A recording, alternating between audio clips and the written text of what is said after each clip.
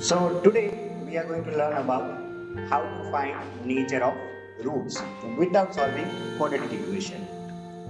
Now to find the nature of roots, we know that we have a standard form of quadratic equation that is in the form of ax square plus bx plus c is equals to 0.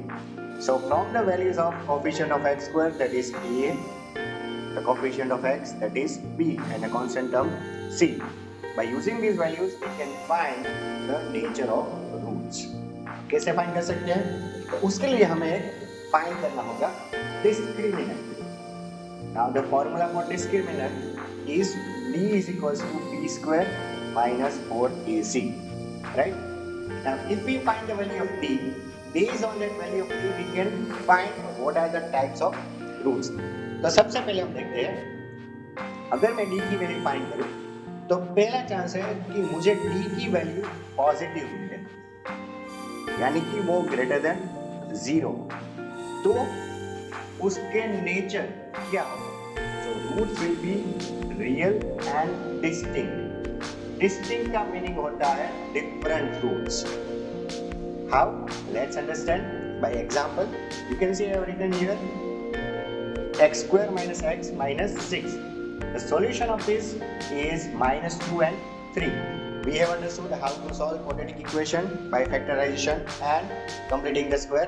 आप लोग channel में जाके वो video देख सकते हैं. अब अगर इसका मैं ग्राफ प्लॉट करूं, मैंने ऑलरेडी आपके लिए ग्राफ प्लॉट करके रखा है, तो आप यहाँ पे देख सकते हो कि ग्राफ में ये दो जगह पे इंटरसेक्ट कर रहा है. One is here and one is here.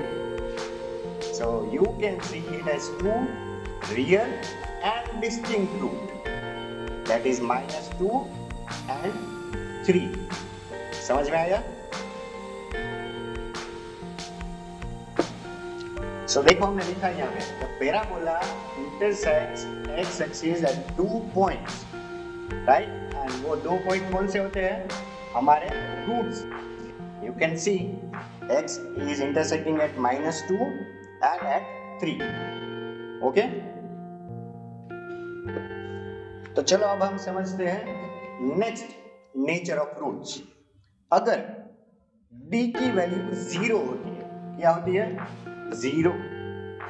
तो नेचर ऑफ रूट्स क्या होता है? तो नेचर ऑफ रूट्स है रियल एंड इक्वल रूट्स. इसका क्या मीनिंग है? अगर मैं उस क्वाड्रेटिक इक्वेशन का ग्राफ प्लॉट करूं तो वो एक्स एक्सिस को ओनली एक पॉइंट में ही इंटरसेक्ट करेगा. मैंने यहाँ पे एक एग्जांपल लिया है x square minus 4x plus 4. आप देख सकते हैं उसका ग्राफ एक पॉइंट में ही इंटरसेक्ट कर रहा है. इसका मीनिंग क्या हुआ कि दोनों रूट सेम है, इसलिए यहाँ पे वर्ड लिखा है इक्वल रूट्स.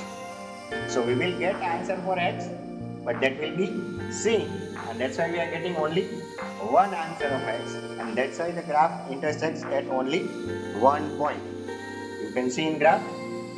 आया समझ में? नेक्स्ट देखते हैं थर्ड केस. d की वैल्यू क्या आ सकती है? Negative, right? That is d is less than 0. Got it? तो अब इसमें हमें क्या करना है? देखो,